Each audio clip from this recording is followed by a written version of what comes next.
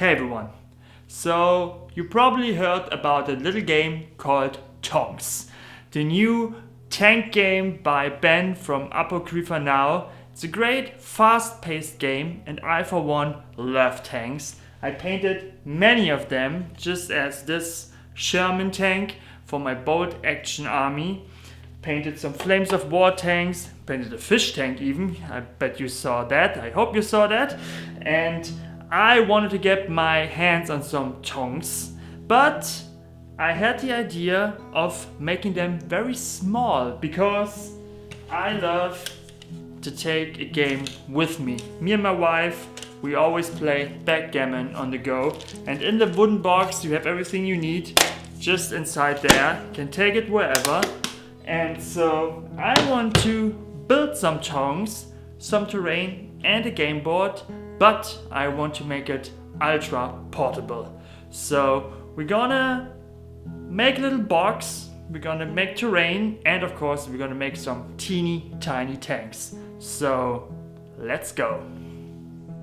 First of all, we have to prepare the box that we want to place all our pieces into, and I'm using this old chessboard I had laying around and didn't use for many years because I just don't like chess. And I use this big tank turret, well, big if we talk 6 millimeters, this very big terrain piece as my guiding line, and just pencil out some forms and cut them out with the scissors on this plastic card.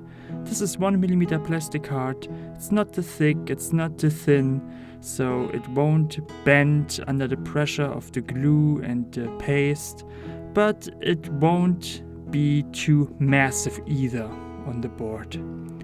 I'm using red texture paint because that's one less step for me. If we have like white or brown texture paste, we maybe have to use one more layer of paint to paint it.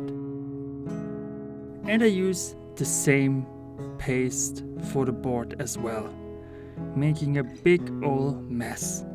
And of course you can do your own texture paint. That would be not that hard, but I got that stuff laying around in bulk because every time I go to the hobby store I just have to buy something, and often it's texture paint or glues, so I have lots of that.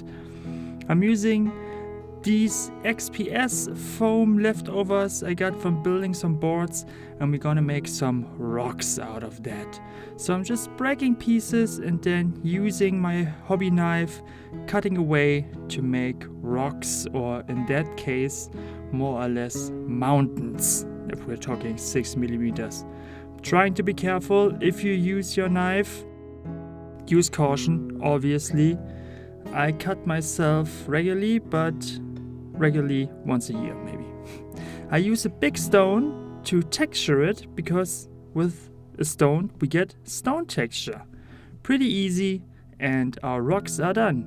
Just a bit of paint on there as a first layer and as a primer, and then I just lay the pieces out to get the layout of the terrain right.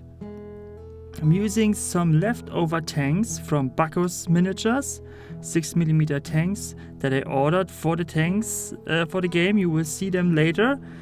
And then I just glue the rocks down with some PVA glue, and the other pieces, the plastic and the metal, I glue down just with regular super glue.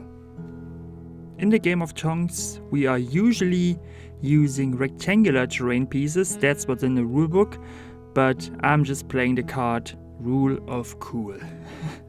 I wanted them to look a bit more dynamic, and I want to tell a story with them. Like, this is a battlefield where little tanks and tank commanders have been fighting for millennia in different sizes, different tanks, and they're just left on the battlefield as a reminder of what came before.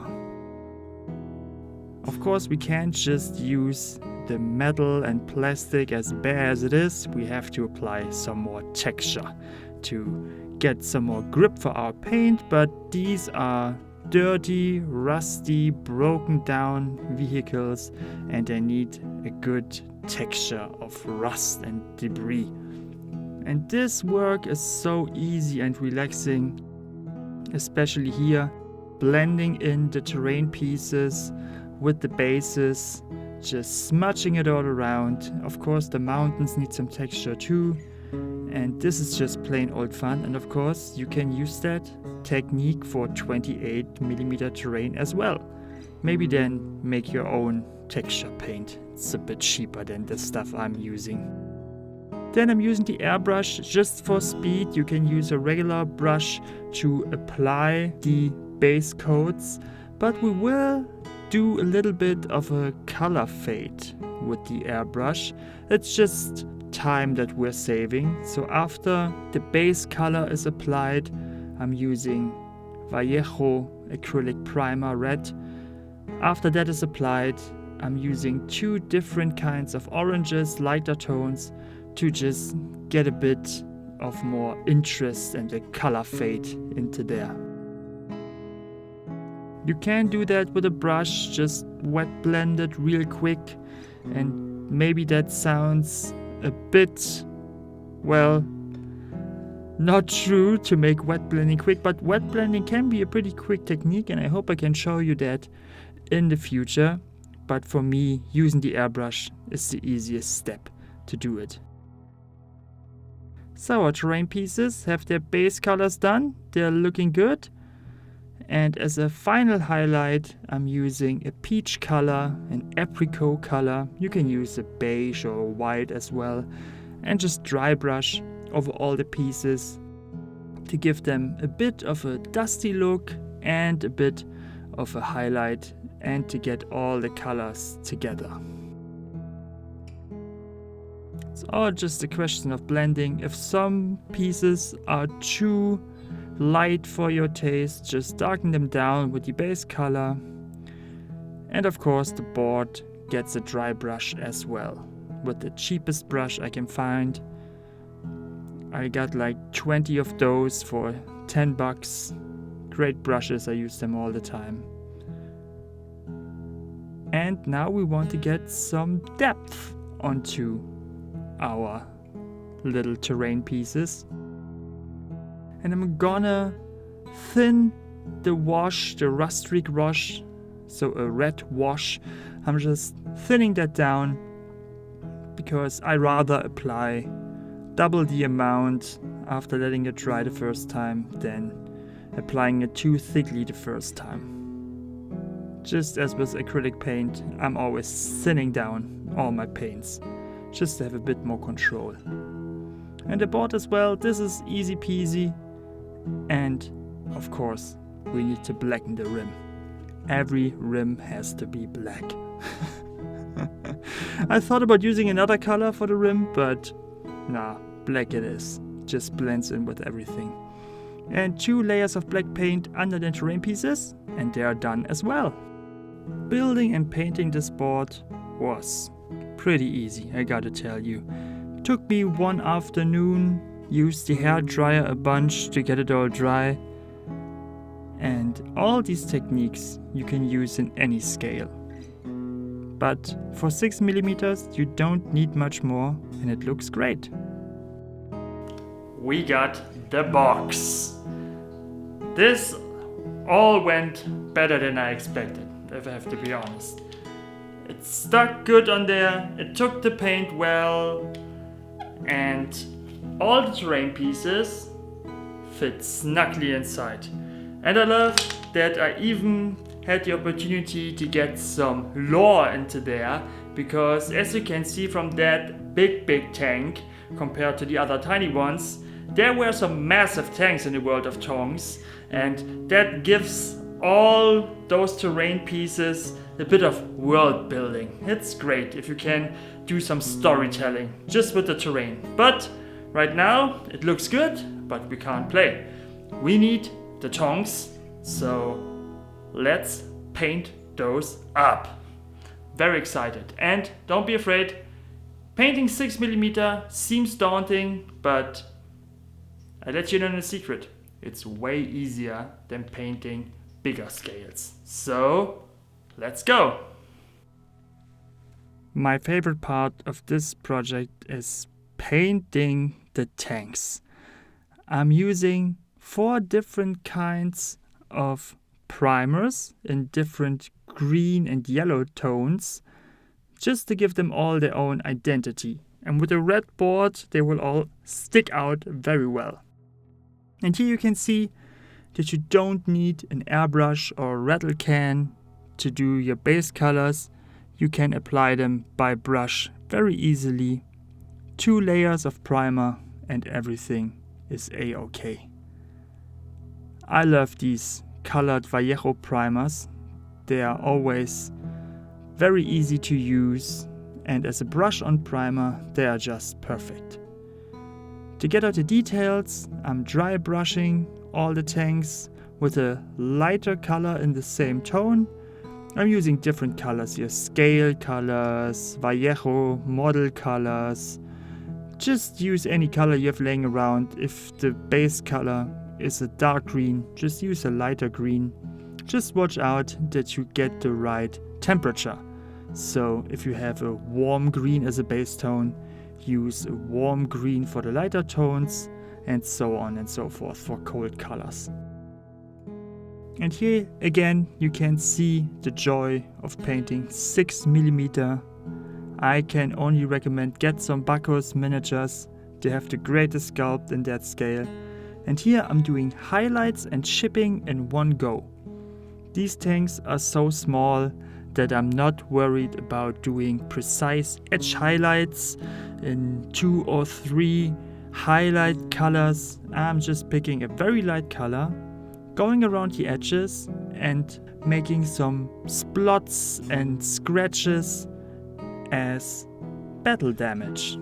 And you will see in a second, with just one more color applied, we have them battle worn and looking gritty. I'm using a reddish brown, something between dirt and dust and rust, and just pick out all those places where I applied the highlight color in thicker splotches and scratches, and do a tiny dot of the brown in there, and it looks like the paint just cracked there, like there's some damage there. It's a great technique I use all the time. You could use a sponge for that on bigger miniatures. Sponge the lighter color first and then sponge a brown or a silver, but at that scale applying with a brush is easier. And now we want some more depth, so we're gonna thin down our washes, our animal washes. I love these AK washes.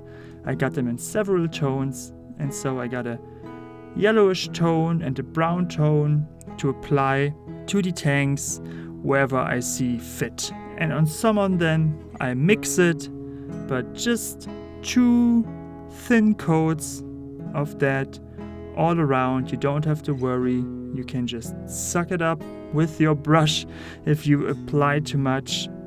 It's even easier to use than acrylic washes.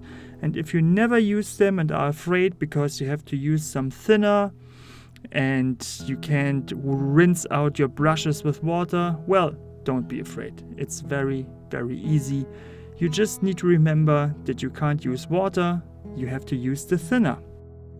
And I'm using the thinner here and a little cotton dab to get rid of the excess. They were looking already good, but I want some of those lighter highlights to really pop again. And so on the most raised parts, I'm just applying my thinner with the cotton bud and wipe away any excess. And I'm repeating myself a lot, but this technique is very good for big tanks, for space marines, for everything. Because you just can't make mistakes with that. You can just rub it away if it's too much. And here I'm applying some acrylic colors just on the tracks. A dark gray, 1 highlight color, just some small lines, some dots.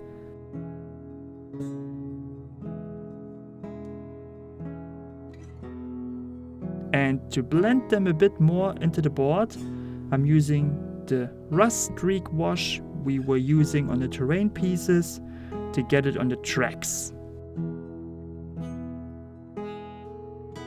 This is a great contrast with all the colors I used as the base tones for the tanks, because the red really pops, and I'm just cleaning up the excess with a cotton bud, as you saw me doing before with the brown wash. And they look excellent if I do say so myself. And all in all, this just took 1 hour.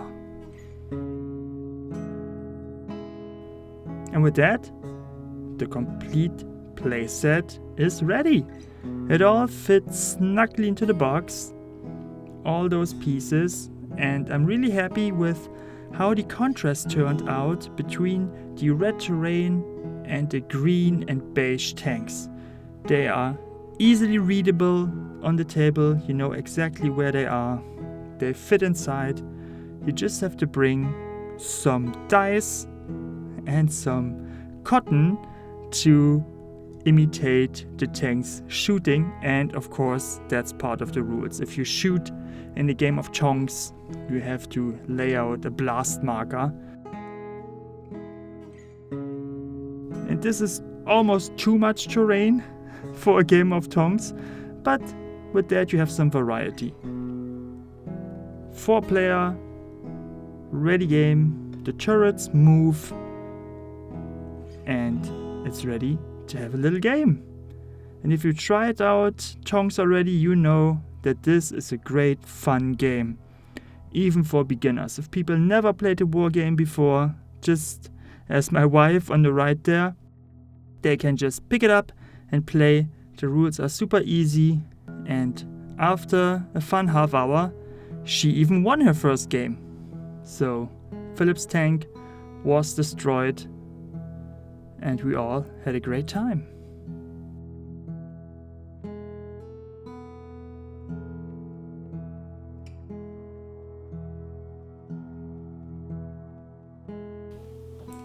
Building a complete playset like this was an excellent change of pace. Usually I'm painting armies or war bands, and then you're painting some terrain pieces and you build a board. But this was all of that in once, and it gave me a great sense of accomplishment finishing it. And TONKS is such a great game, and I can't wait to teach it to more people, because if you can just bring it all in one box, people aren't as, let's say, intimidated by the prospect of playing a war game with miniatures. Although it still is a war game, it's not a board game. The pieces look good, and painting 6mm is always great fun. It's quick, it's easy. If you've never done it, I can only recommend it. Speaking of sense of accomplishment, you will get that from painting all these minis, or 4, in like an hour or so. It's great. It's great fun. And what's also great is the support of all you guys. I can't even fathom or put into words how great it is, how many people watch my videos, comment, messages on Instagram. I'm very grateful, and I'm looking forward actually to all the new projects I can do with the community, because I feel it in my bones. I'm gonna write a new game, and I've got some great stuff coming up, and you can all be part of that. A great part of my side of the hobby are my patrons on patreon.com, and if you are my patron, you can listen to an exclusive podcast over on patreon.com, and my newest patrons are David Nandrian, Cameron Clark, Volker Henze, Mathieu Lecarme, and Mitchell Camp. Thank you guys so much, and for just $1 you can be part of the Patreon, and great things are coming. It's a cliche to say that, but I hope it's true. I'm giving it my all for you guys, because it's just so much fun. I hope I can see you the next time. And yeah, I think I'm gonna play some more TONKS now.